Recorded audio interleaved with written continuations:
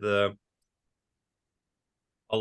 energy and climate agreements, water agreements that existed in Central Asia since the collapse of the Soviet Union. USIP, together with the Mountain Societies Research Institute of the University of Central Asia, have started a research project that's aimed at trying to understand how climate change is going to map onto existing human conflict. We know that water and cross-border water problems and internal water sharing problems have been an issue across the region for as long as anybody can remember. But climate change is going to impact those in certain ways, which will create certain hotspots. And one of the things that we're trying to do is understand the dynamics of that and understand where we need to pay particular attention as international development funders as well.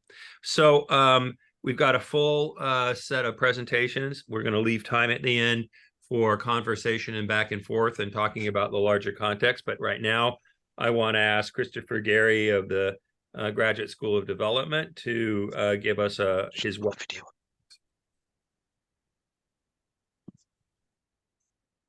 Where's the oh, you can hear me, and now you can see me. We can hear and see. Excellent. I'm not Al Noah, in case that's not obvious, but I am the Dean of the Graduate School of Development here at UCA, and it's a real pleasure to welcome everybody to this event at the Graduate School of Development, Mountain Societies Research Institute. I want to just thank ASEL in particular for driving this collaboration with the United States Institute of Peace. This is a really important collaboration for us, and I hope that it's one that continues to bear fruit. And this event is a precursor to hopefully many others in the future. Understanding climate change from multidisciplinary perspectives is actually the #1 concern of the University of Central Asia. I know this very well because I've spent most of the last 72 hours writing papers for our Board of Trustees outlining the vision for the university and its priorities. And I can tell you with great clarity and certainty that understanding, adapting to, mitigating the effects of climate change, whether those relate to livelihoods or health or food or water security, biodiversity or conflict, or anything else for that matter. These are the things that are writ large throughout our strategy for the future. So events like this are real things that we treasure here at UCA. I'm not going to say anything else because it's far more important and knowledgeable people to speak than me. But I wish you well for the event. I thank you for hosting it here, ASEL, and I look forward to listening in over the next hour or so. Thank you very much. Thank you, Christopher. Now we've heard about ASEL. I want to hand it over to ASEL to talk about her research that she's done under this project and look at the impact of climate change on Central Asian hydropolitics. ASEL, over to you. Thanks, Gavin. And good morning and good evening to participants of today's roundtable. So let me share with the findings of our 9 months research, which I and my colleagues conducted in Central Asia, and we tried to understand the current shifts and dynamics in Central Asian hydropolitics. So our region, Central Asia region, populated by 65 million people, and 75% of our terrain characterized by steppe and arid to semi-arid conditions. According to Intergovernmental Panel on Climate Change report from dating by 2019, Central Asia experiencing a more rapid increase in temperature compared to the global average. Consequently, the region has witnessed a heightened frequency of extreme natural events like droughts, cold wave, extreme rains, and shift in climatic conditions. This change have led to an escalation of aridity, droughts, and social tensions around this phenomena.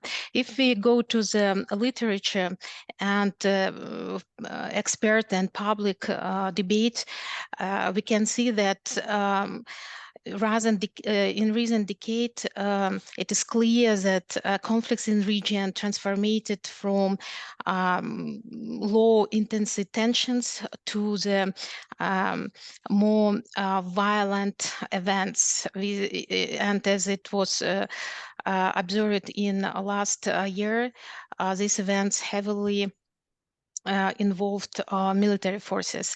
The violence along the Fergana Valley borders in 2022 occurred during one of the driest spring period during the past several decades. This drought reduced soil moisture and thus increased irrigation demand in contested border corridors during the spring planting season. In Kyrgyzstan-Tajikistan borderlands.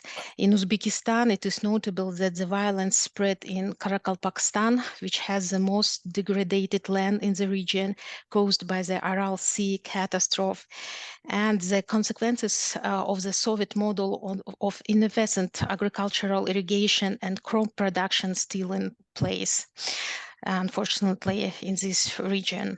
Similarly, the first hotspot of unrest in recent Kazakhstan internal conflict occurred in the Mangistau region, which was affected by massive livestock declines, the major livelihood in the region during the droughts in 2021.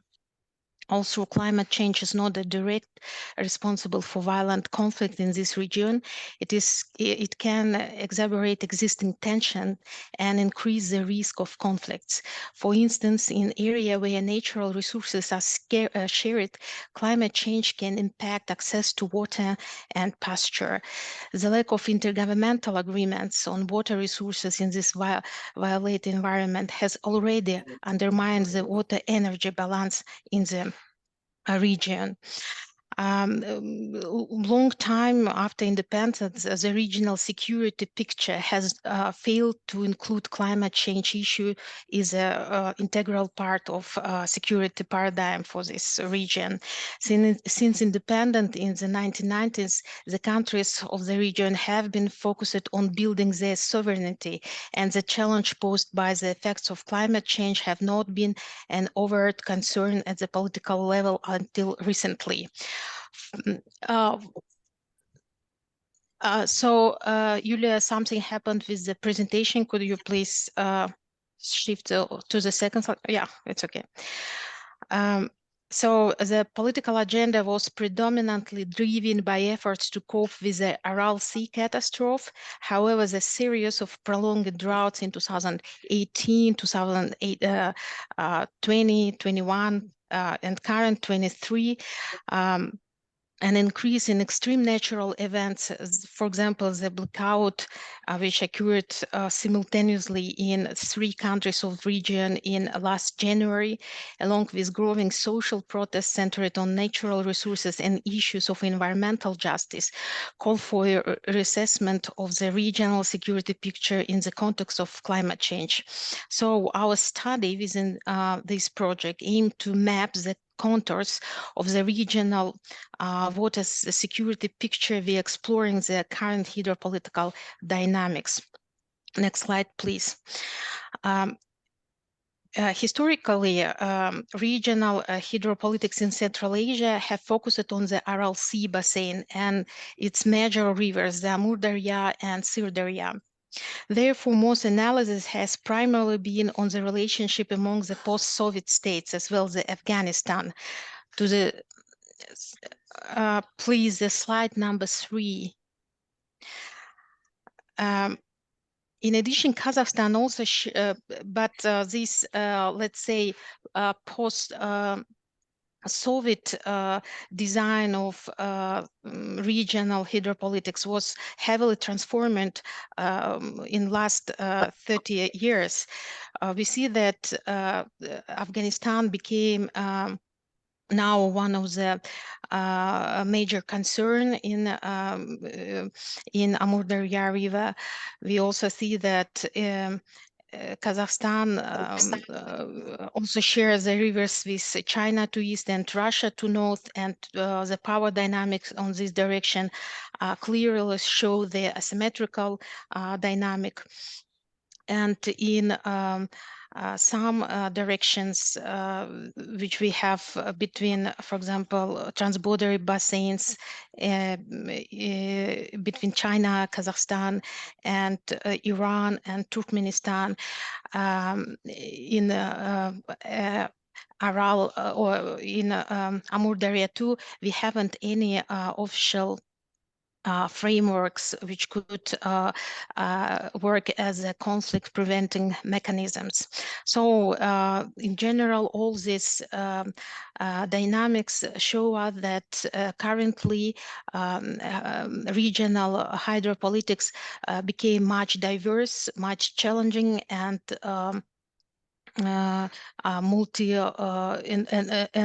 much multi-leveled, which it used to before. Next slide, please. So the first model which we analyzed was a medium risk water management framework in Sirdarya River. We know that water allocation and management in Sirdarya historically was formed during the Soviet time, and despite of having a legal framework, there is no power hegemon on this basin.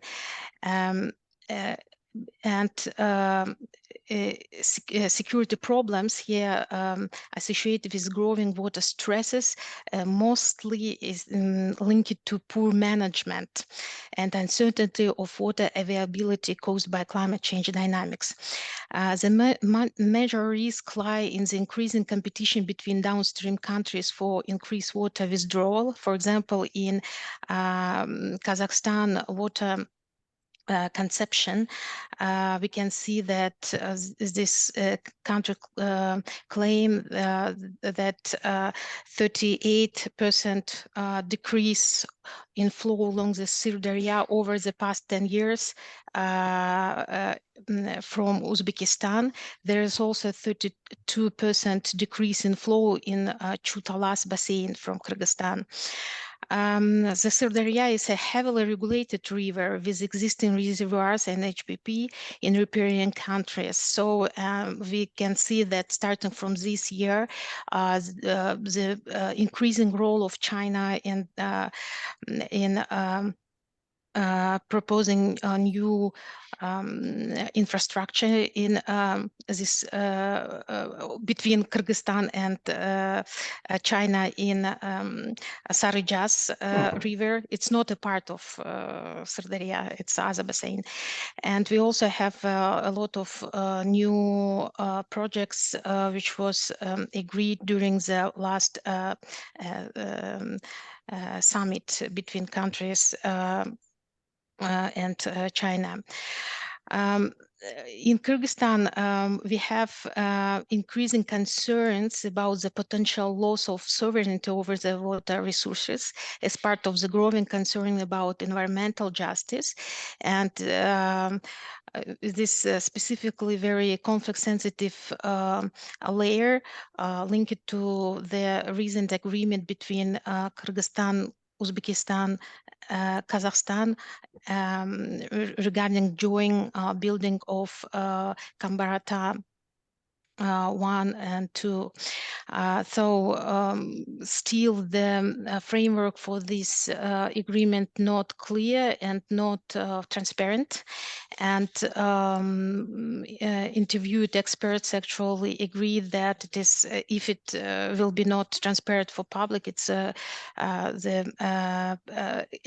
could work in both direction as a infrastructure which could decrease the current problems with unbalanced water energy model in Sirdarya, but from other side, it also could be a threat to the regional stability if the interests of states will be not transparent to wider society and will not meet the national interests. During the decades in the future, when the climate change effects will be more visible in region. If we will shift to the next model, next slide, please. It suggests that in Amur Darya, we can see the escalation of threats. We know that in March last year, Afghanistan initiated a large-scale construction project in Amur Darya, Köştepe Canal, and during current stage, the European countries, specifically Uzbekistan and Turkmenistan, trying to negotiate the new quotas and challenges which these countries will feel after this canal will go to the full operation. And it is interesting that Tajikistan looks like will be less affected during the if this canal will operate fully, but still Tajikistan also had ongoing construction in upper part of the basin, and it is very interesting to see the interplay of water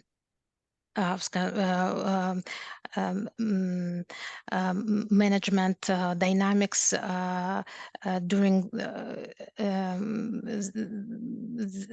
this huge infrastructural interventions, both from Tajikistan and from Afghanistani part. So if we will draw our attention to the climatic dynamics according to scenario A2 by IPCC, the European countries had not foreseen significant alteration in the condition of the Amur Darya water resources until 2030. However, there exists the possibility of between 10 to 15% reduction in the water resources in this basin by 2050. Moreover, during periods of severe water scarcity, particularly during extreme hot and dry years, the volume of water resources in these basins could diminish by 25 or even 50%. The anticipated increase in aridity and evapotranspiration in this region is expected to elevate irrigation demand, significantly impacting the Amur Darya overall state. The current system of transboundary water allocation in this basin demonstrates an adaptive capacity to water stress, because allocation is set in percentage and adjusted proportionally based on actual water availability and hydrological conditions, providing a degree of water supply security for riparian countries. However, the construction of new canal introduces a direct risk to the stability of existing water allocation system by challenging the guaranteed water limits allocated to each country. This raises water justice issue and equality concern, potentially triggering a new era of water competition in this highly vulnerable basin. This vulnerability mostly in near future come from the anthropogenic harm. Please, next slide. The third model of hydropolitics, which we could observe in Central Asian region. It's the asymmetric model. And if we consider the water allocation and management in transborder basins between China, Kazakhstan, and Russia, Kazakhstan, we can see that here low potential for interstate conflict, but the unresolved water problems lead to internal social discontent and environmental degradation. The management of the Ural River is characterized by the presence of the regulatory framework and the dominance of power hegemon.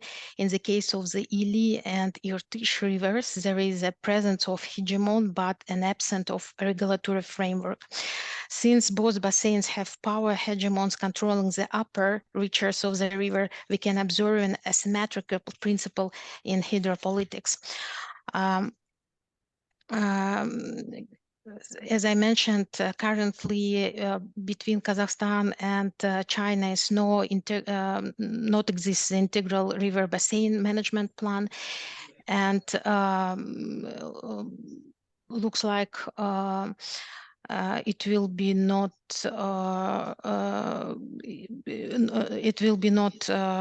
be designed in near future. And if we go to the consumption patterns, we can see that in China side, the increasing consumption from Ili River. For example, if in 2000s it was 38% water consumption was go to the China and 62 to Kazakhstan. By 2014, these figures had changed significantly, 43% by China and 57% by Kazakhstan. The second case of asymmetric hydropolitics, it is Ural River. There is a third longest river in Europe, supplying 5 regions of Russia and Kazakhstan from Bashkortostan to the Caspian Sea. There is an agreement between Kazakhstan and Russia on the minimum necessary water supply for the Urals. However, in practice, Russia does not take into consideration Kazakhstan interests. One of the main reasons for the shallowing of the river, according to the Kazakh eco-activists, is the insufficient discharge of water by the Russia side from the Irklinski reservoir, while Russian scientists attribute the shallowing to natural and climatic factors. Due to the river shallowing, floodplain forests in western Kazakhstan have started to dry out, and according to the authorities of West Kazakhstan region, the water level in the river began to decline in 2005 and reached its historical low in 2019. Pollution levels also, it's very significant in this basin.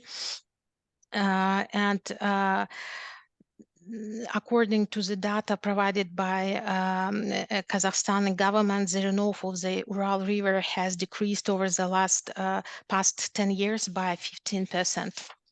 Next slide, please. The risk and threats associated with the consequences of climate change in the region have had a significant impact on hydropolitics. Tension was replaced by the search for guarantees. After 2016, with the political transit in Uzbekistan, it was evident that the water war discourse, which had cast a shadow over the region, had begun to be resolved and was gradually being replaced by a more complex picture. In this evolving scenario, the main tensions and potential risks are not between the upstream and downstream countries, but rather between regions situated in river basins that are most vulnerable to anthropogenic water stress and fed by small rivers like Isfara River, where the biggest regional armed conflict of recent times occurred in September 2022. Next slide, please. Long-term conflict between the upstream and downstream countries over the construction of new electric station has been resolved. Uzbekistan now participating in the construction of new water infrastructure in the territory of upstream countries, a move they had previously opposed. The obvious conclusion is that the recognition of the threat posed by climate change to the region has improved the negotiation positions of the upstream countries. It is highly likely that the new water agreements will be centered around guaranteed volume of water collection in the reservoirs of the upstream countries.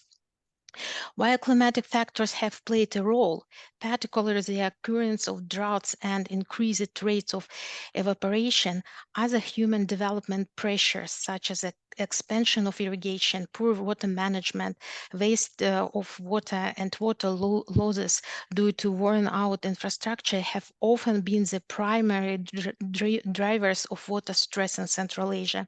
The situation in two basins between Kazakhstan and China clearly demonstrates that the Anthropocenic impact on the rivers is much more detrimental, and the current effects of climate change and this impact is occurring much earlier than the most pessimistic climate change forecast predict. For the past 30 years, countries have managed to avoid reforming the water policies of the region. Today, it is crucial to consider the price that the region pays for being under the shadow of the discourse of water wars in practice and suffering from water stress caused by human actions. While there is no consensus on updating existing agreements on Sirdarya and signing the new ones, including with Afghanistan, there is a consensus that water management will become an even greater challenge as Central Asia experiences the effects of climate change.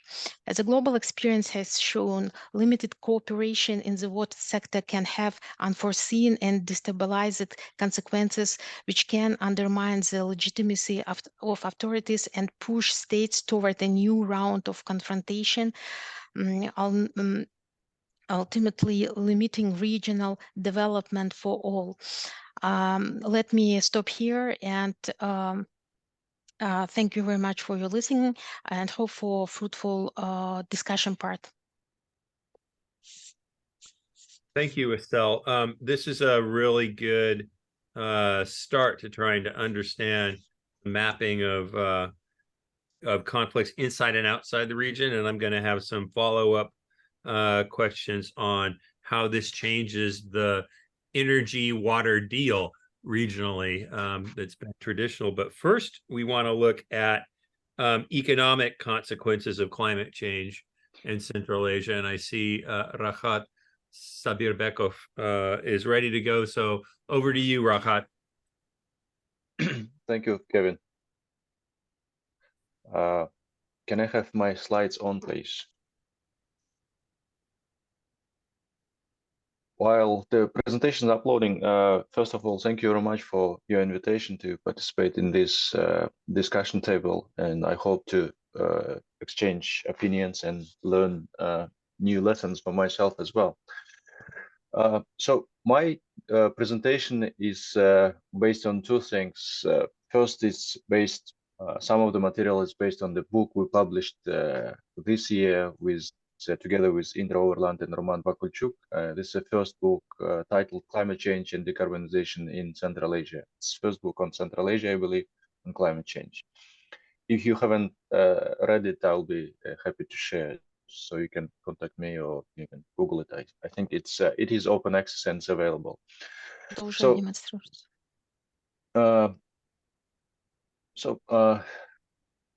Next slide, please.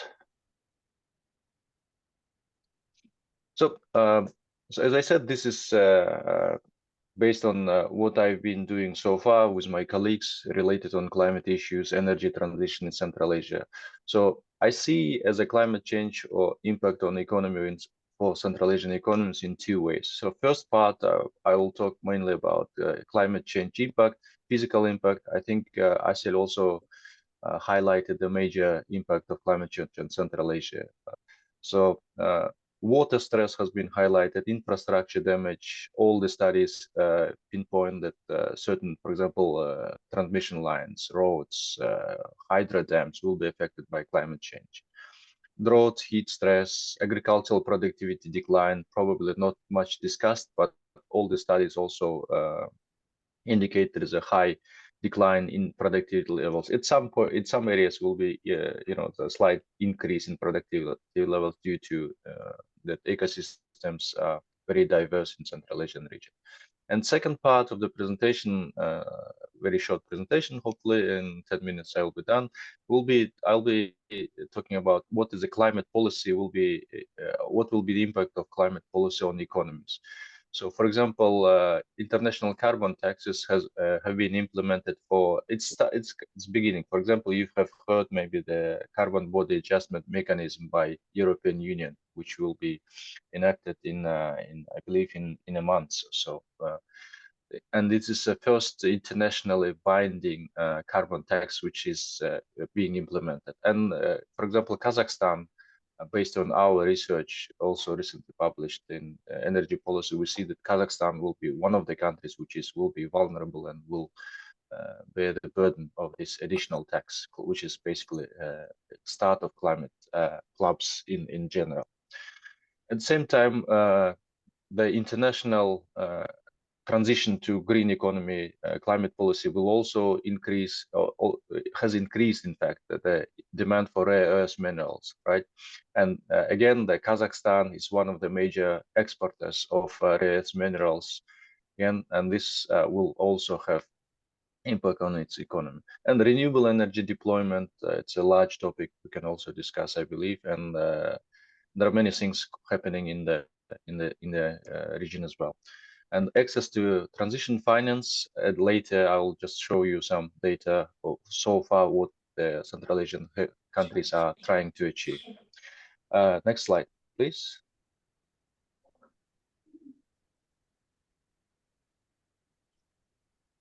This is so-called drought index, risk drought index from the latest IPCC for 2022, and you can see that Central Asian countries are highly vulnerable to droughts, and this is this is probably the most consistent finding of all climate research in the region. Next slide, please. And this again from the same source, last year IPCC. The slide shows the risk of livelihoods and the economy from I'm changing. really sorry.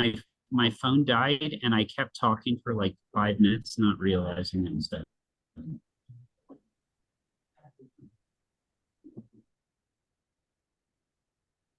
Okay. Yeah. Thank you. So this is about the risk for mountain resources. And again, the data science is clear here as well. So we have high risk in mountain areas of Central Asia with high confidence. So there is no doubt that the water crisis is going to be real in Central Asian region. Next slide, please. And then infrastructure damage is also one of the key impacts on economy. Energy systems of Central Asia are very vulnerable to natural disasters, and some countries in the region already trying to kind of prevent this. I mean, they see this threat. For example, Tajikistan has been allocating a lot of recently resources in order to kind of prove the energy infrastructure. Another thing, what we have seen, for example, IPCC actually has a case studies from Central Asia, from Tajikistan and Kyrgyzstan, human displacement, climate-induced migration, and the case studies, I believe, in the remote areas in Tajikistan and Kazakhstan, or in Kyrgyzstan, sorry, when the people actually migrated due to the changing climate. The results of the research on the economy of impact on agriculture is mixed. For example, from the table, I guess you can see that there is a expected decrease of wheat production in Kazakhstan by almost 2%, barley reduction for 5%, and then depending where exactly you are in Kazakhstan, the numbers will vary. But overall, if you look at the region, we see that impact of climate change will be decreasing overall productivity. And for example, in general, for Tajikistan, decrease in the productivity of staple foods is really big, and this causes a big concern for food security and agricultural productivity in general. So these are the studies and the research, how it looks now. Again, I guess one thing to underline here that research on Central Asia and climate change in specifically, not much study is done here. So if somebody is interested to do research, I think there are plenty of opportunities here in this field. Next slide, please. And then this was kind of first part, physical impact, what we have seen so far, what do we know, and the impact will be big and clear. There is no coincidence that it's not a coincidence that yesterday's meeting with C5+1, the climate was one of the key topics, because it's Central Asia. It is confirmed that it's one of the most vulnerable regions to the climate change. Next slide, please. And the second part of this presentation, I would like to talk about more. So what it does mean on policy level. Despite being so vulnerable, meaning that the impact of climate change is so high on Central Asian economies and people's life in the region in general, at the same time, if we look at the data, for example, this is data from my forthcoming research on Central Asian climate policy. So we see that fossil fuels subsidies as a percent of GDP of the Central Asian states. Hopefully you can see these red triangles there, and all the countries around the globe. So subsidies for fossil fuels in our countries are comparable with those countries who are, first of all, high income or have large oil resources. For example, Saudi Arabia is actually next to Kyrgyzstan in this case, so more than 20% of GDP as a subsidy of fossil fuels. And you can see that all the other countries are really high. Kazakhstan obviously high, Uzbekistan high, even Tajikistan is closer to 20%, which is, if you look at the world map, compare with the country, so you see that subsidies in our poor climate impacted countries is for fossil fuels looks very high, and due to many reasons we can discuss if you want. At the same time, any data we have so far on material intensity shows that all the countries are economies of the countries are highly inefficient. When we talk about water intensity as well, water use intensity, so how much water countries use in order to produce $1 of GDP, for instance. The water use is also, intensity is already so high that Central Asian countries are always in top 10 in the world. So while we talk about that water stress is going to increase, at the same time, I think not many people actually discuss that the actual use of water, how the country actually use the water. Next slide, please. And the issue of security, energy security per se, is tightly linked with how much energy we use in order to provide our basic needs and to produce goods and services. And then this topic of energy intensity, so how much energy we use in order to produce $1 of GDP comes in. And we see again, if we look at the data, we are really high, so high than the world average. And this is not even the comparison with high income countries with high energy efficiency level. So again, what we see in the picture that Central Asian countries tend to have really high energy intensive economies. And then again, this is can be explained, of course, due to outdated infrastructure. Most of the energy infrastructure was built in 60s and 70s, lack of energy regulations and limited investment. But from my point of view, I mean, this is all true, but also I see that actually there is a poor policy, or rather lack of policy at the moment in the region. Next slide, please. But not everything is so bad. I mean, the countries are parties to the Paris Agreement. They have submitted their nationally determined contributions. and the goals are ambitious. So you can see from this table, so this is NDCs of the Central Asian countries, and what do they promise? So we see that, probably the most ambitious is Kyrgyzstan, with 43% reduction of greenhouse gases, Uzbekistan, 35% greenhouse gas emission per unit of GDP. We can discuss it later. But what is interesting here that there is no unique unifying approach to the NDCs or climate policy as a region. So what we see here, the region will be impacted by the same factors, everything. They will feel the same consequences. They will see the same forces impacting the economies, but the climate policy, at least what they promise in the NDCs, is very different. For example, baselines they use are different. The targets, the sectors are different. So again, what I see here that while we talked about common threats, the approach and the way how the politicians see the future of climate policy is very different. Next slide, please.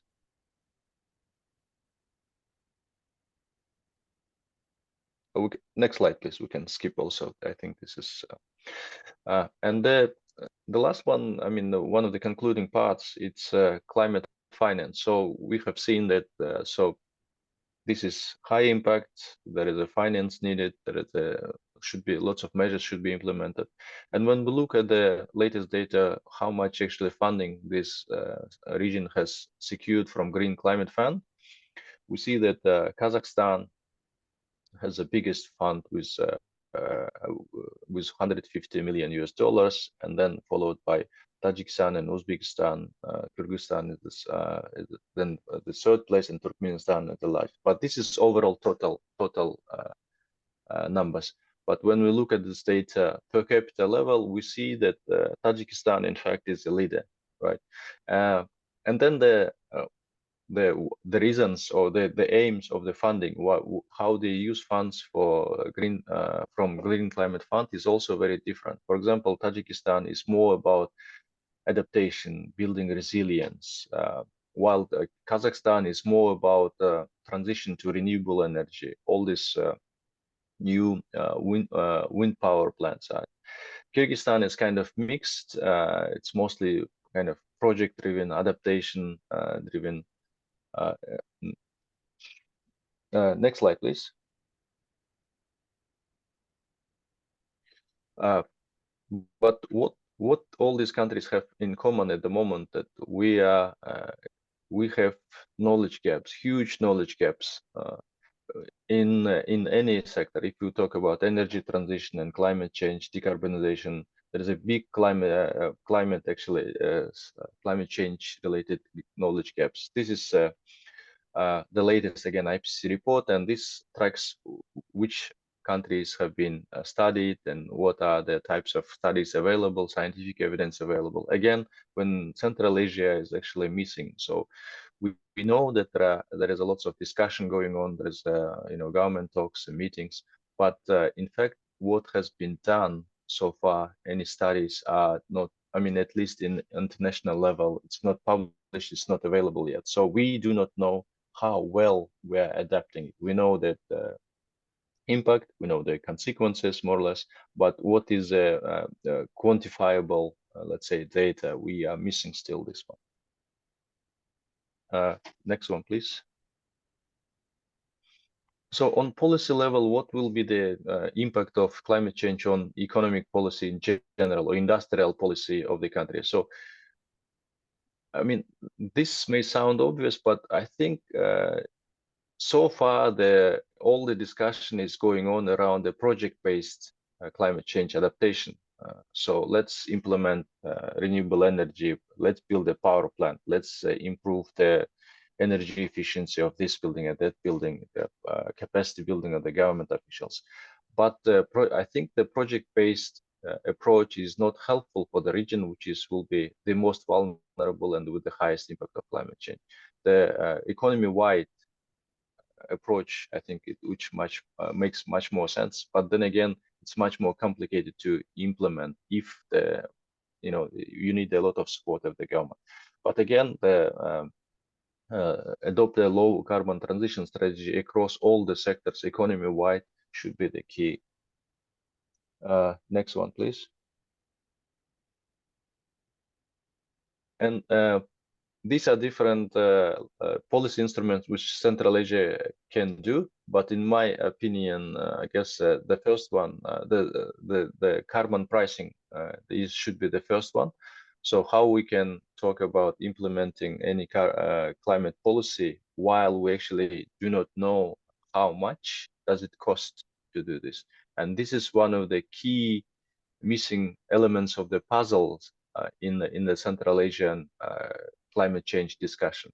So we do not know the price of the carbon.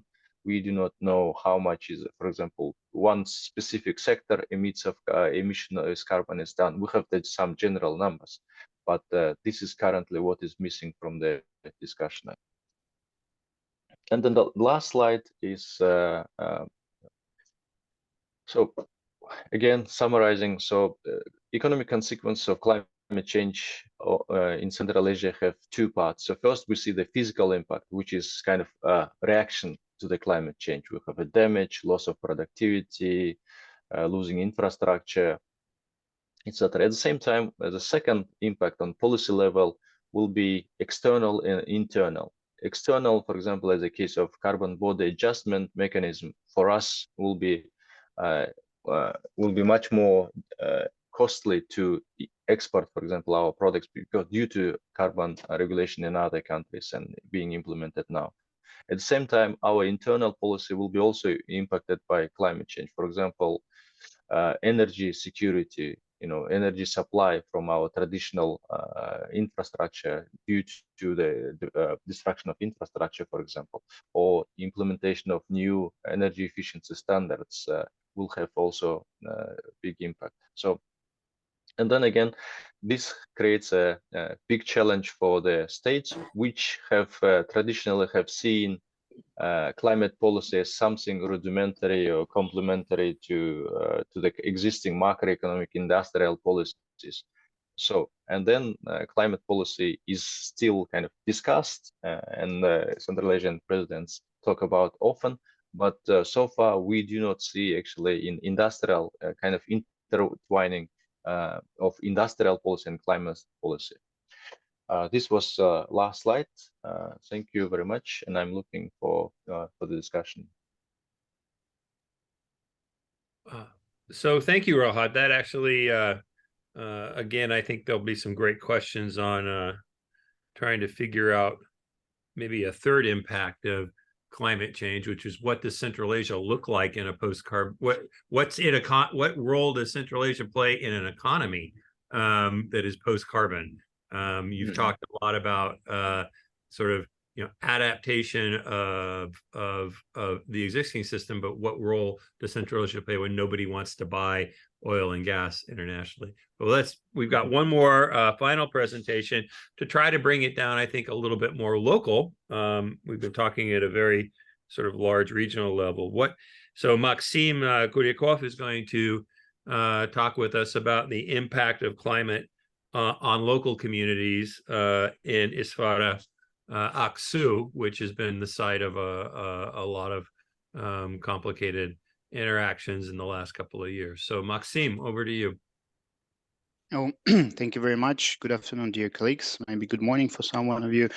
And thank you for joining us today for this nice little conference.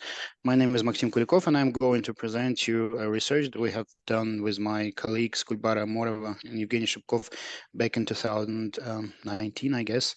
So the research was focusing on identifying the impact of climate change on local communities in the Isfara Aksu River catchment. Okay, how do I? Oh, it goes. So the research area is situated in the south of Kyrgyzstan, in Batken region. You can see it on the map. This blue square down here. So this is the catchment of the Isfara or Aksu River that starts in the mountains of Kyrgyzstan, then flows through Oruch exclave of Tajikistan and goes back to Kyrgyzstan, then to Tajikistan, and ends up in Uzbekistan. So this is the main irrigation river in this area, in this catchment. And this brown line on the map, you can see this outlines the areas that are used for agriculture in the region. So these are basically the agricultural areas in the region. So the research questions that we had within our research included what are the vegetation trends in the Isfara river catchment, what are the spatial patterns of the vegetation trends, what are the main driving factors of crop development, and what are the spatial and temporal relations between vegetation and abiotic factors. So for this research, the first part of this research, we analyzed the historical data on Isfara river runoff and climatic variables, trying to identify what are the interactions between those. So we used the Isfara river runoff data, the historical data from 1933 to 1991 collected at Tashkurgan station, which Global Runoff Data Center kindly stores and shares for us. Then we also use the Isfara runoff data from 1999 to 2018, which was shared by the Small Basin Council of the Isfara River. We also use the precipitation data from 1943 to 1988 collected at Tangivaruk station. We have collected the data from Central Asia Temperature and Precipitation Data Center, and air temperature from 1948 to 1988, also collected at Tangivaruk station, which was also shared by Central Asia Temperature and Precipitation Data Center. So all these are monthly data. These are all time series with a monthly temporal resolution.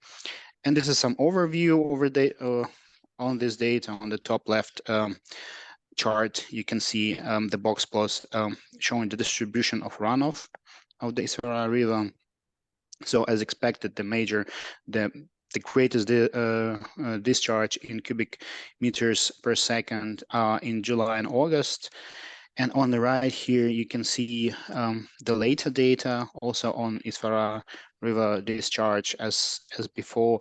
The greatest discharge are in July and August, and this orange dots down here at each month indicates the significant the months that had significant difference between the old historical data and the current data according to Welch's t-test. At the lower left corner, you can see the box plots showing the distribution, the seasonal distribution of precipitation in millimeters. You can see here the greatest precipitation are in May. The precipitation maximum are in May, and on the bottom right chart, you can see the box plots showing the seasonal, the monthly distribution of temperature in degrees of Celsius. So as expected, the hottest months are June, July, and August.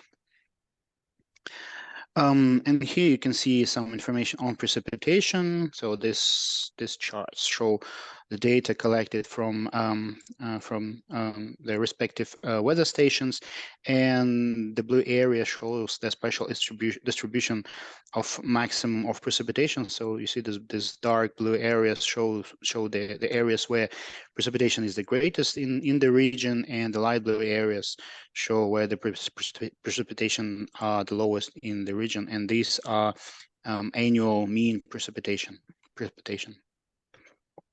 And this is the same map for temperature. Again, the box plot charts show the distribution of temperature collected from local weather stations, and the raster image here shows the distribution of temperature of annual mean temperature, surface temperature. This is not air temperature, it's surface temperature in the region collected from the remotely sensing data sources.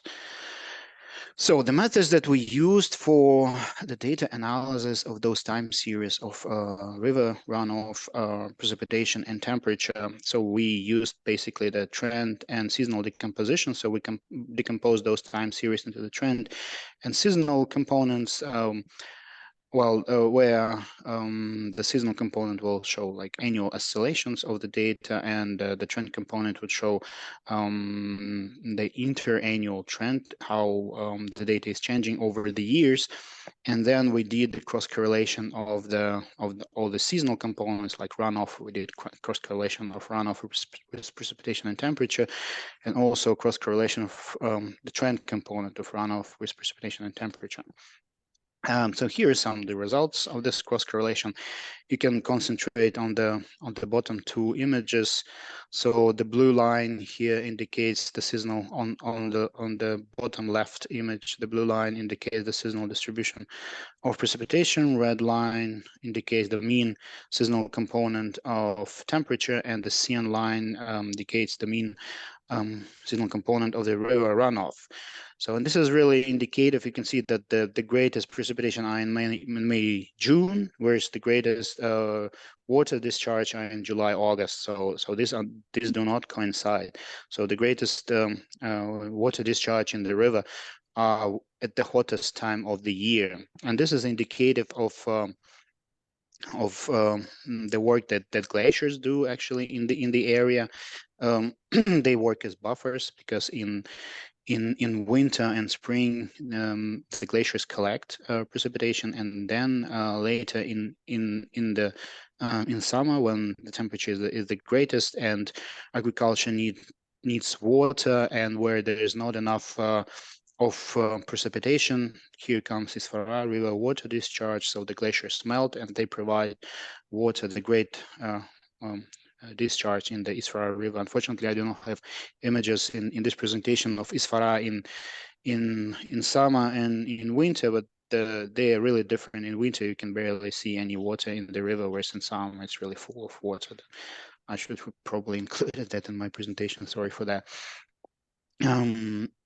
So then we also did the correlation of modern Isfara runoff with climatic and vegetation trends. So we used the remotely sensed images of Landsat 8 image with spatial resolution up to 15 meters, temporal resolution after 16 days. So we basically get two temperature images per month. And why we use that? Because it covers the entire vegetation phenology, so we can track how vegetation changes throughout the years, throughout the seasons. So we also used the land surface temperature. This is also remotely sensed data with spatial resolution of 500ths of degree.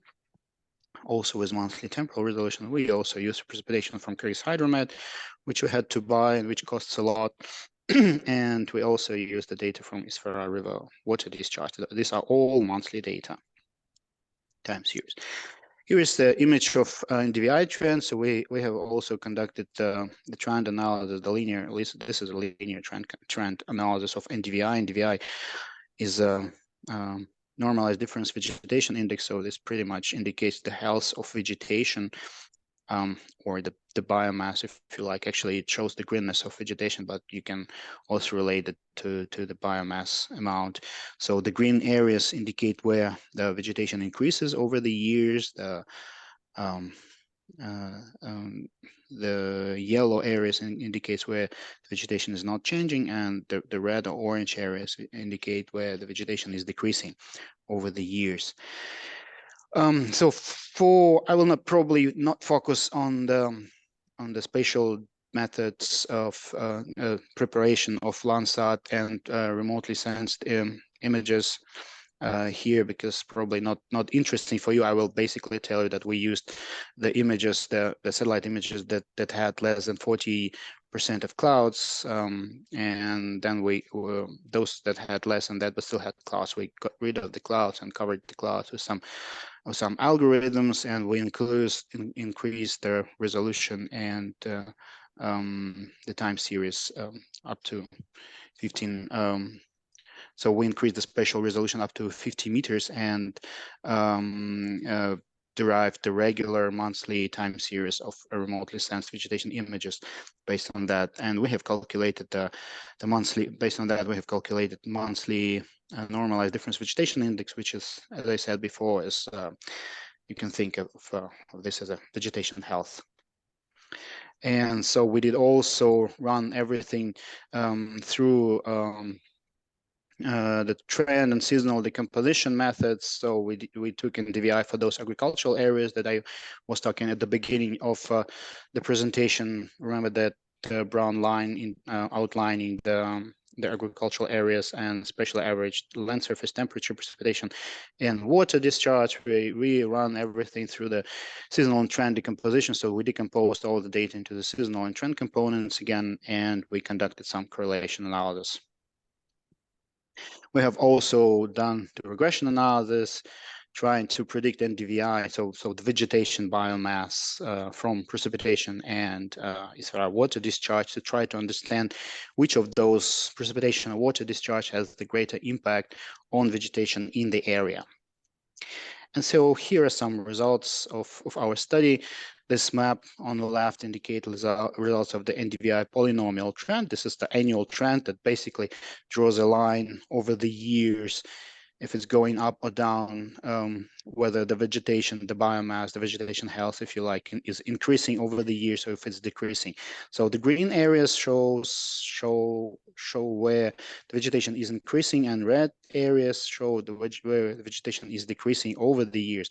You can see the green areas down here at the south. These are high mountains, so here the vegetation is increasing, but at foothills it actually is decreasing. Well, we can suspect that there's really huge pressure from livestock grazing on those areas. But here the agricultural areas outlined by this brown line, they indicate like a mixed picture of red and green areas. The resolution of this map is 15 meters, so we can actually zoom into this map and see on each field scale where at which field and whose farmer's field the vegetation is increasing, decreasing, and we can actually go and talk to the farmer and find out what actually is going on their farmland, try to identify why the vegetation is increasing or decreasing there. And so these vast, huge red areas here, this is a desert, pretty much a desert. And so so we can see that the area used for agriculture is all the way along the Isfara River, or along the channel, the artificial channel that was built in Soviet times, that goes from Isfara to Batken, to the town of Batken, and providing water for the artificial water reservoir and for agriculture in the area. So if we had more water, we could use these areas for agriculture as well. So again, results of some correlation analysis. Again, I'm not going to go into all the statistics details, just look at the bottom left picture. Again, the blue line is a seasonal component of precipitation, cyan line, seasonal component of water discharge in the river. Red line is the temperature, and green line is the NDVI vegetation on those agricultural areas. So you can see that the vegetation goes together with temperature. So temperature does not really hamper or decreases the vegetation in the area, because there is on those agricultural fields, despite of that like really different picture with red and green fields, the vegetation has enough water supply in those fields. And if we had enough water for the rest of the area, we could have agriculture in those areas as well. And so here's the results of regression analysis, where we try to predict vegetation from precipitation and runoff. So on the left image, sorry, move this aside. On the left image, you can see the map of our trial predicting NDVI with precipitation at like 0, so at immediate time reaction. And you can see that these areas, agricultural areas, they're all blue. Blue is nearly 0, so nearly 0 predictive capacity of precipitation of NDVI by precipitation. So they really there's really not much of a reaction of this precipitation of this vegetation on NDVI, whereas NDVI has a really great reaction to the water discharge. So there is really a good temporal correlation between precipitation in this, between vegetation, sorry, in this agricultural lands and the Isfara river water discharge. So this indicates that these areas, they really depend a lot on the irrigation, as expected. And here are some. Here's the image of the lack of the maximum correlation of NDVI and precipitation.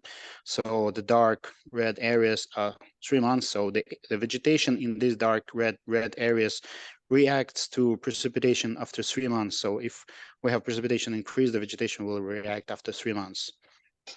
And the light color indicate the 1 month lag in the highest response of vegetation to precipitation.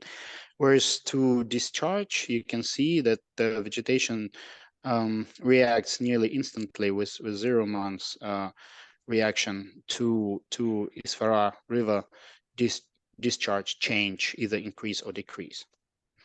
So some conclusions that we have from this research are that the Isfara river runoff has greater direct impact on croplands than precipitation, whereas precipitation has greater direct impact on rangelands. Down here, you can see in this house. However, precipitation has delayed positive impact on croplands as well. Precipitation has direct positive effect on croplands and is not the limiting factor like elsewhere in Kyrgyzstan, which may indicate overall irrigation sufficiency on those croplands which are used in crop production so far. We also had interviews with local people, so we were really curious. This is not like a really great, huge, sophisticated social research. So we were really curious to ask to local people, what do they know about climate change, if they see it, whether they see the climate is changing or not, and how it's changing, if they notice it.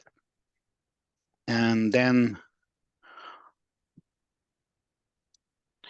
we ran everything through the cluster analysis, and we came up with 3 clusters. So for the cluster analysis, we used Gover's distance. This is distance for the categorical data. So all the replies were basically categorical, like yes, we do notice, no, we don't. The temperature is increasing, or the runoff is decreasing, things like that.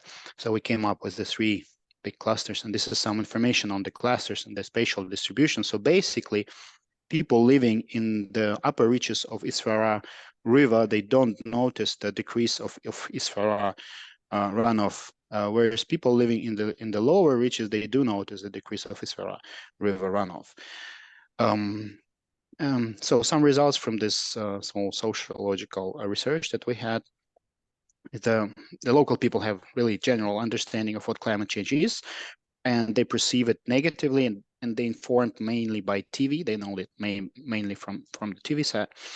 They do not know what causes the climate change, but believe that planting more trees will help to combat climate change. They do admit the temperature increase and precipitation decrease in the region, and downstream villages think that runoff decreased. Upstream villages think that it is the same. Downstream villages are mainly orchard-oriented people, so they mainly grow orchards, whereas upstream villages are basically livestock-oriented people, so they gain the majority, the most of their income from livestock. And both they admit increase of orchards and livestock. So that means that people increase the income generating activities. So thank you very much for your attention. We have reports about this research published in English and in Russian. So if you scan these QR codes, you can go to the respective web pages and download and learn more about this research. Thank you very much, and I'm ready to answer the questions.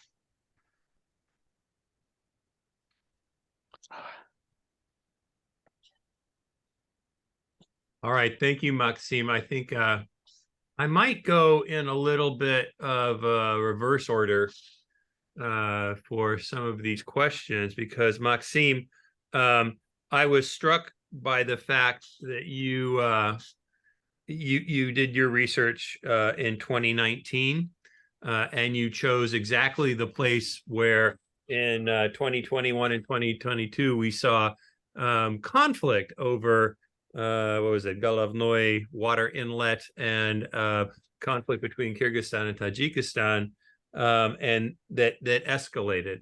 And I'm curious, from your data, I mean, I can see that there's a lot going on in that. I'm curious whether when conflict broke out around water and irrigation in 2021, whether you had a light bulb moment and said, I knew that was coming, and how what you're doing relates to the conflicts that happened around the exclaves and enclaves in Batken. Well, maybe Asiel will add to my reply more, but this research was actually part of the CSSF project that was managed by Asiel, and we did this kind of research. And during, well, I'm sorry, there's someone talking in parallel. So if admin can mute the people, okay, thank you very much. So yeah, the project, I guess, started well before that, and at the year when we had our field work, there was already some unrest, if I may say so, in the areas, but we managed to sort of to avoid exactly the same dates. Why this area was chosen? This area was chosen by the project. Maybe Asiel can make it reply more why exactly the project has chosen exactly these areas.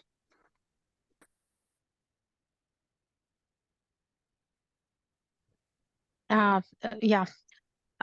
Yes, actually, we within this project try to test this hypothesis about because it's widespread perception that water stress contributed to the to the interstate tensions and conflicts which we can observe in this area, and actually Maxim's funding clearly show that actually no. I think it's very important study which challenges this stereotypical perception that climate dynamics has direct interlink with the military or violent conflicts. But what we found that the effect could be multi-dimensional. So it's not a direct link, but it's contribute to the existing grievances and existing problems. I mean, strengthening them more, because as we know, the water allocation agreement between countries was designed during the Soviet time and wasn't reconsidered. But now we see that seasonality is changing. I mean, the demand to the water because of increasing temperature, which start in early spring, is, I mean, here we can see the shift in how shifts in seasonality, which caused by climate change, challenge the existing water allocation model in this basin. Thank you. And again, I'm going to ask a couple of questions, then we're going to go to the general group. But Rachat, I was struck when you're talking about the impacts, and you had sort of two impacts, and I think the third impact that I want to ask you about is the one I kind of telegraphed. What does the economy of Central Asia look like in a post-carbon economic world? I mean, you know, you talk about rare earth materials. There are things like uranium that, you know, will play a role in a post-carbon energy economy, but selling oil and gas may not be the best bet going forward, you know, for the region globally. So I'm curious what you think about that and that kind of transition. Mm-hmm. I think that first of all, internally, the Central Asian countries have to come up with a policy to address the really high, wasteful economies, both in terms of water, energy, any materials. This will be first part. And on a larger scale, what Central Asia can give to the world the post-carbon world, as you say. I think first of all, Central Asia has abundant potential for renewable energy in terms of we have this solar power. I mean, all the data about solar intensity, solar radiation intensity in the region is really high. So potentially there is a good power as well. And at the same time, if we look as the climate change intensifies, we see that the places where the with abundance of biodiversity and rich ecosystem services, places become more rare, of higher value. And I think the Central Asia, particularly mountain areas, will become one of the hotspots for environmental tourism. This could be this one. But yeah, this is kind of really small, but if you take really big steps and dream, I think that technology, innovation, energy efficiency, renewable energy, this could be a really good mix of good policies. But currently, so far, fossil fuels has not succeeded placing a Central Asia on a global map of the world economy. I mean, all the studies show that, we are still on the periphery of the world economic global map. Okay, now we've got a couple of questions. Janae, you've got your hand up and you've got a question in the chat. Do you want to ask your question?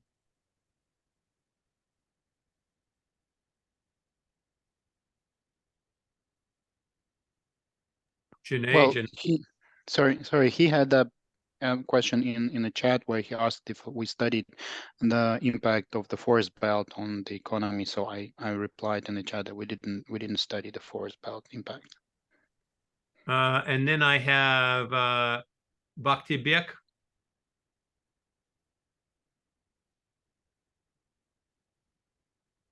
Wondering how is the impact of climate on farmers positively or negatively?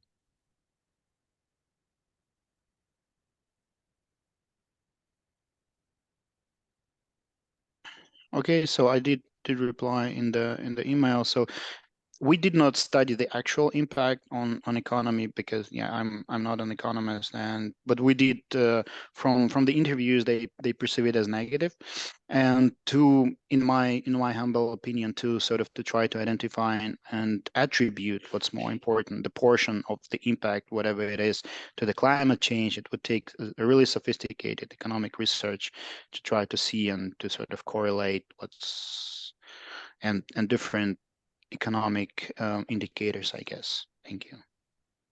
Abdul Rasul, you have a question? I have a comment. If I'm allowed, I would like to share my comment. I have two comments. Sorry. First of all, I would like to thank all presentators.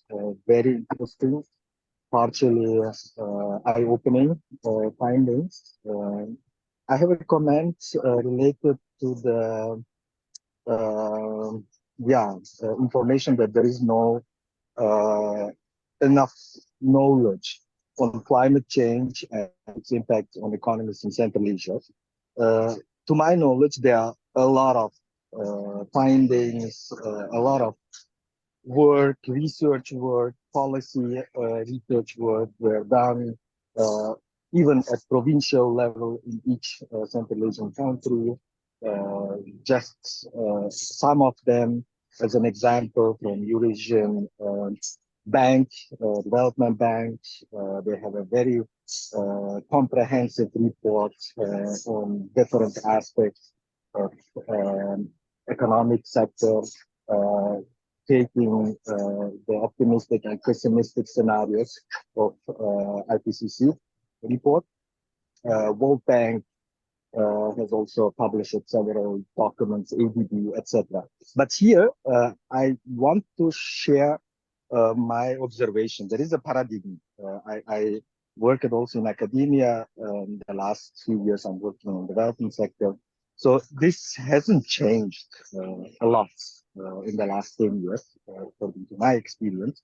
So academia is complaining about knowledge gap and there should be more kind of research done.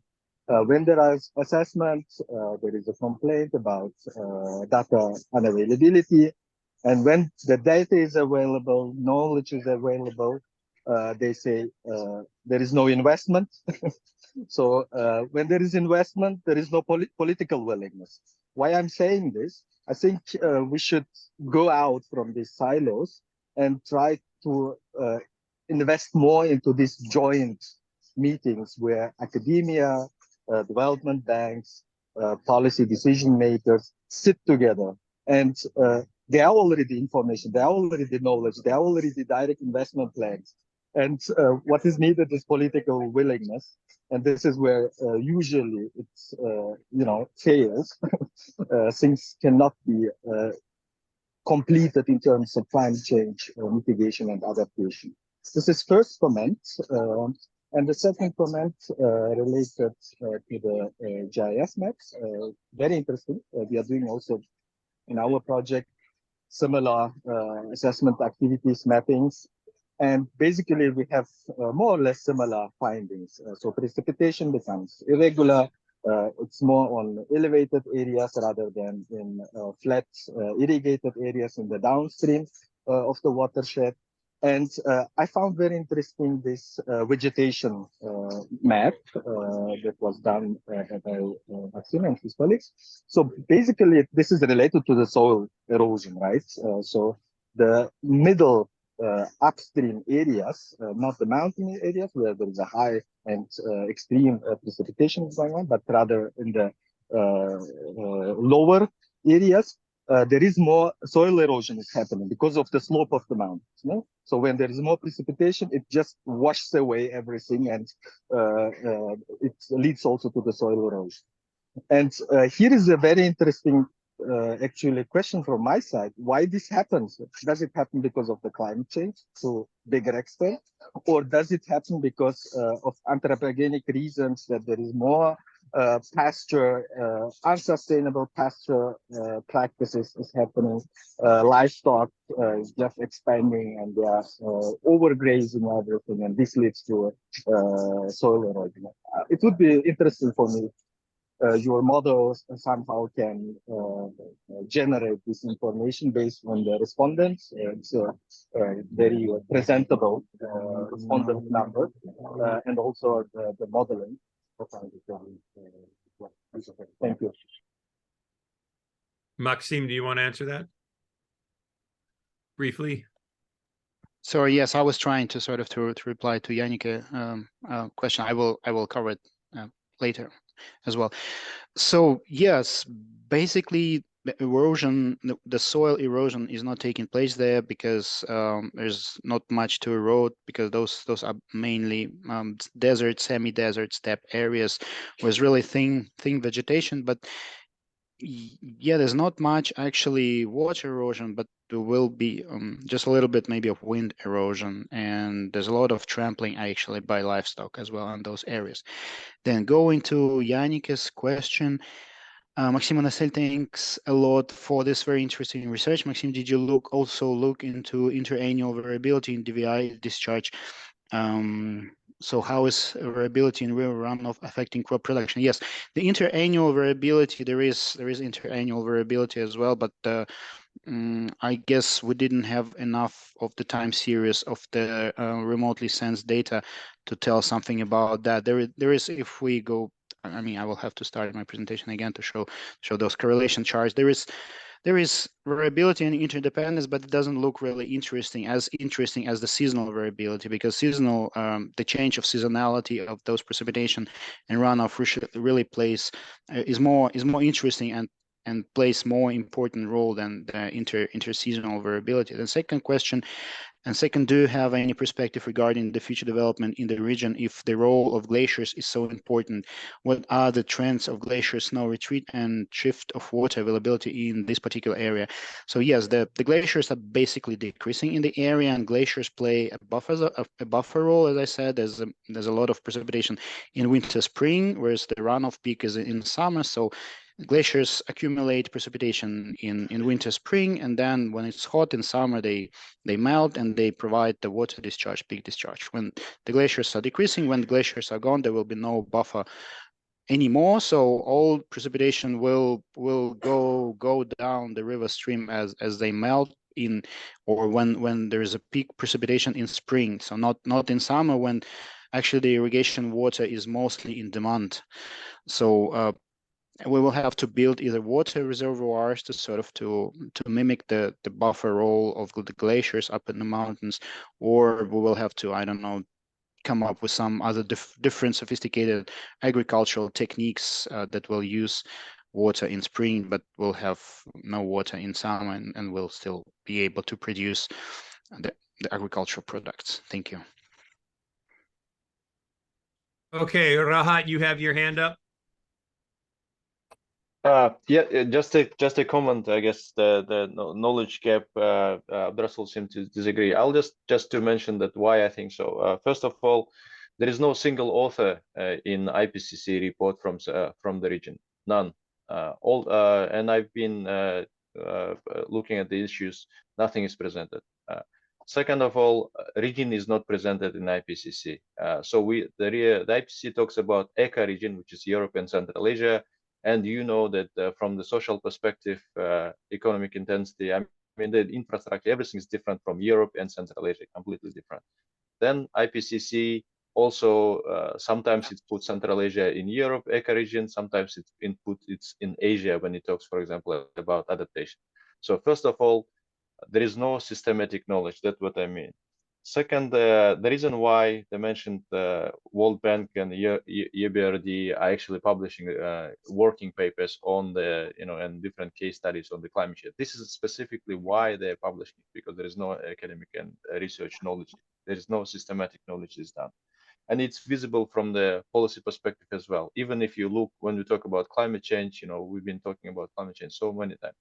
But when you look at the National Statistics Office of any of the Central Asian countries, you will not find the value of carbon, not value of carbon, leave it alone. You will not find the calorific value of coal, which is used in the economy by different sectors. Input-output models, very aggregate, nothing there related to the climate. Again, I firmly believe that actually there is nothing specific modeling. Again, it's not a coincidence. The first question from the audience was, what is the impact of climate change in agriculture? We have rough estimates. Nothing is done so far, and on this, at least on the, peer-reviewed, verifiable, high-quality research is still not available. We are very far away, unfortunately. Thank you. Just a comment.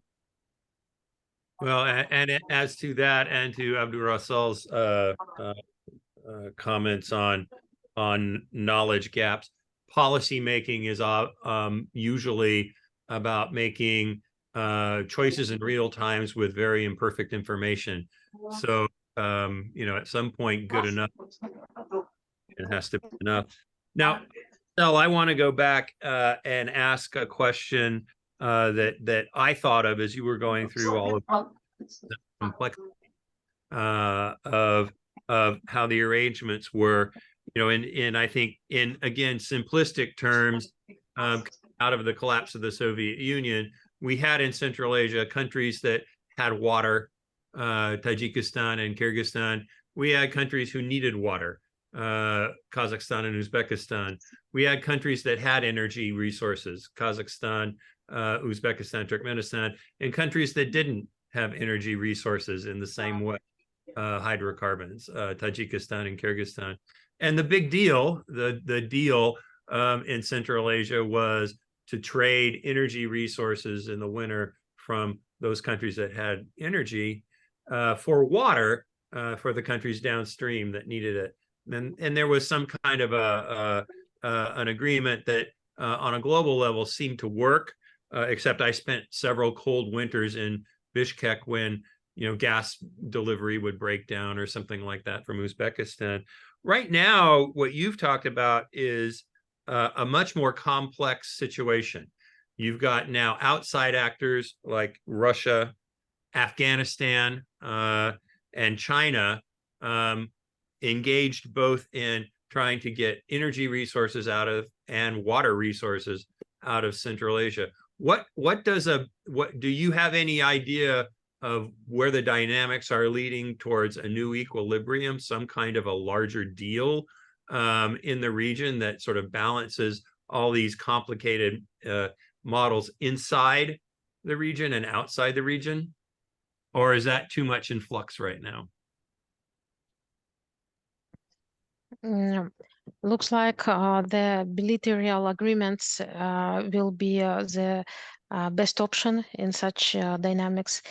And I not see that the bigger deal with the different actors, I mean, different in terms of power potential will emerge in near future. I think the major deals will go to the bilateral level. Okay. Now, do we have any other questions from anyone in the audience? All right, let me go to a final set of questions. I'm wondering, we've seen a lot of topics come up last week at the presidential's meeting in Dushanbe.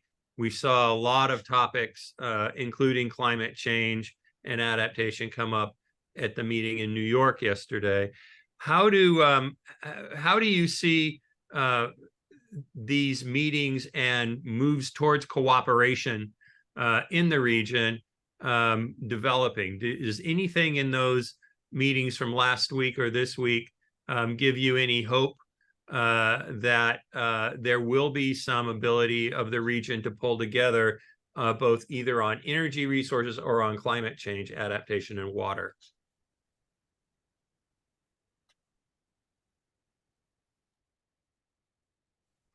If you will touch the Dushanbe meeting, we can see that it was very surprising that Kazakhstani position after during this meeting was very clear to actually formalize the existing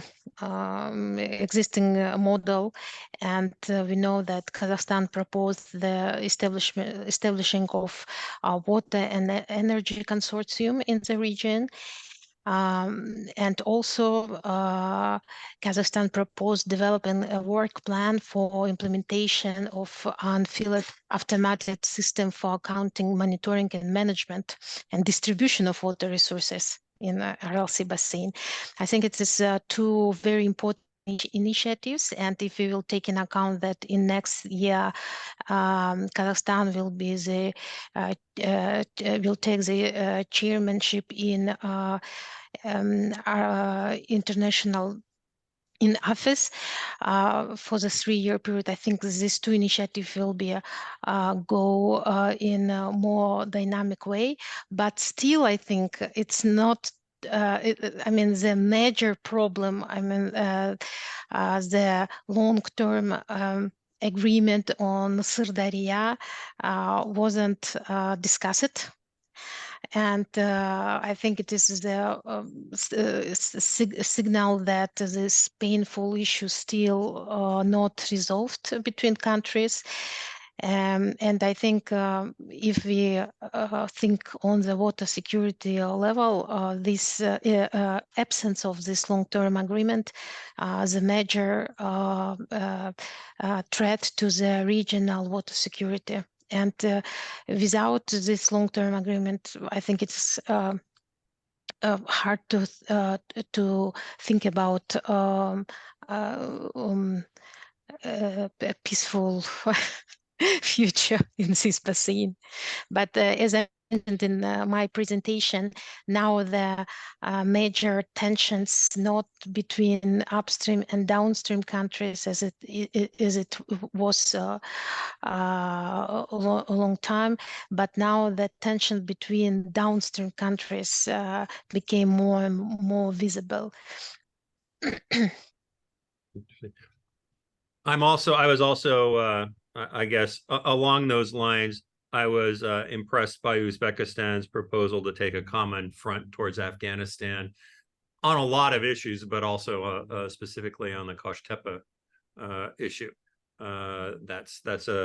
There's been a lot of different sort of regional approaches to Afghanistan, and that seemed encouraging. Okay, Janae, you have another question? Yeah, I have a comment to what you said about this climate stuff issues. I think it will be very important to develop on something practical, tangible, but local people can do it by their own hands. For example, forest belts issues in our region, Central Asia, deforestation and desertification, overgrazing is a huge problem. And it's getting quite popular, this forest belt activities. There's huge project in Africa.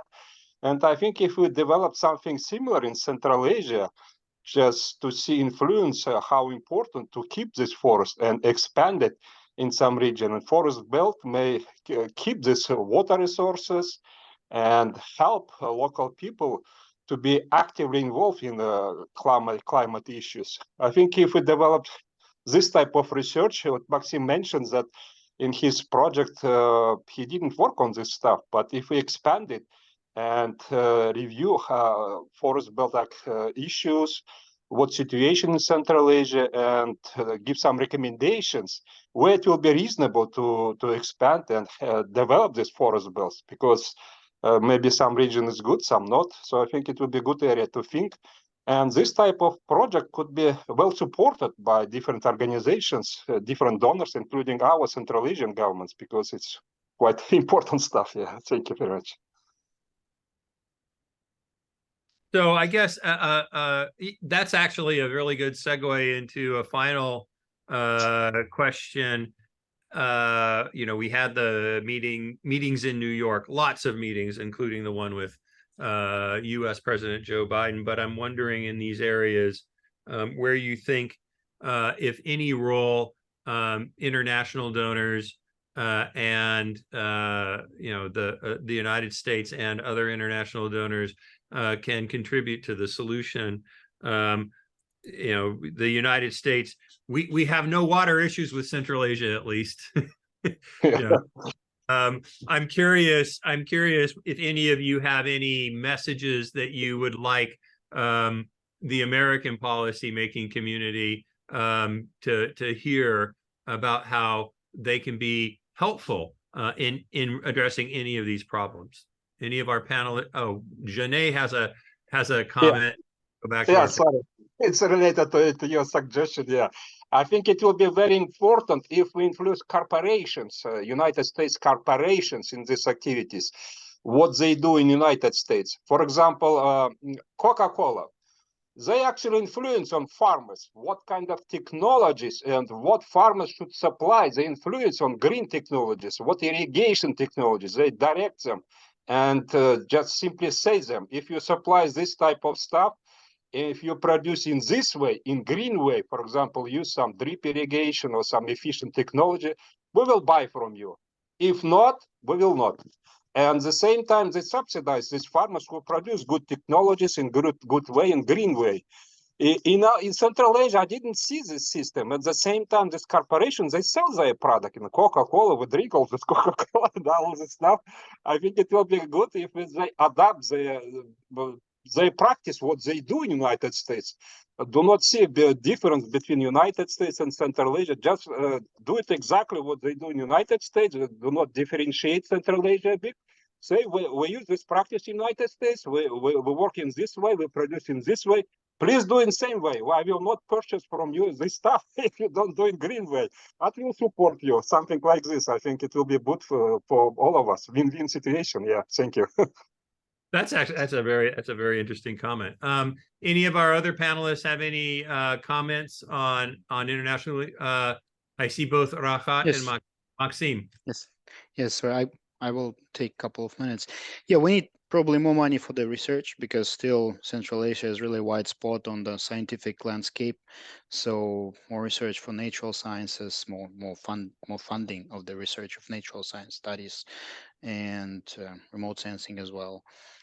So economics as well, social economics, the rural economy as well. So because without knowing what's going on, it's really difficult to come up with any decisions or solutions. And then replying to Janai's comment, yes, another solution to increasing the agricultural production in the region that I was talking about would be using drip irrigation, and some people actually in the area already switching to this things, and the people who have their relatives in Russia as seasonal workers or gastarbeiters, go that they send money back, and local people, they invested in increasing orchards and into this water saving mechanisms like drip irrigation, things like that. So they already on that track.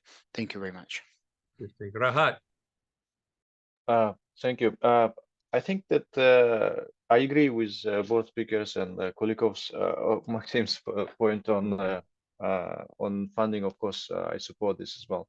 In addition, I think one thing the international donors could be involved is technology transfer, and it's not, for example, digitalization of energy sector or digitalization of infrastructure projects. I think in Central Asia, what is missing currently. Energy, if it's not technology, it's also can be in form of regulations. For example, energy efficiency regulations, which has been discussed so many times, kind of involved material intensity regulations, etc. You know, the import of criteria for import energy efficient goods and services, for example, is still discussed, but it's not implemented. This is kind of legislation level introductions. I think the work can be, and if we talk about industrial policy, then the technology transfer and digitalization and smart technologies, I think this could be a good opportunity for international partners. Thank you.